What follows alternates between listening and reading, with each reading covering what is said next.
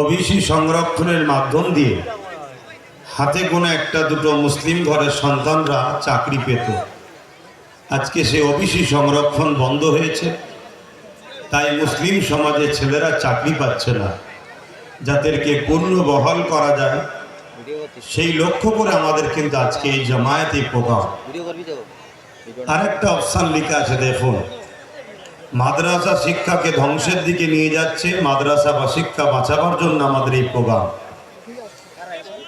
ইতিপূর্বে কম বেশি যিনারাই আলোচনা করেছেন বিভিন্ন বিষয়ের উপরেই আলোচনা করেছেন। বিশেষ করে ওয়াকফকে মেন গুরুত্ব দিয়েছে। কেন ওয়াকফকে গুরুত্ব দিয়েছে? ওয়াকফ হলো সবকিছুর মূল, আমাদের ইসলামের একটা পাঠ। তাহলে ওয়াকফ যদি শেষ হয়ে যায় আমাদের অস্তিত্ব মিটে যাবে।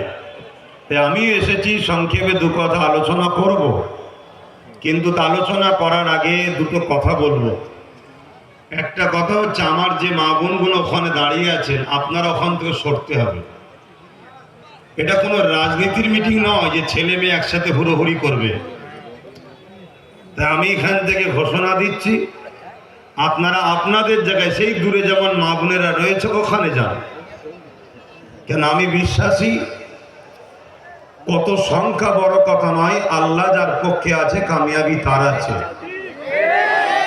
তাই ইসলাম যখন এই সিস্টেমকে পছন্দ করে না, তাহলে আমি পছন্দ করতে পারবো না। দ্বিতীয় নম্বর কথা, যাদের হাতে আমাদের শান, আমাদের মান, আমার দেশের গর্ব, আমার দেশের নিশানা, জাতীয় পতাকা আছে, ওই পতাকা যত যত মর্যাদা দেবেন, পতাকাকে উঁচু করে রাখবেন।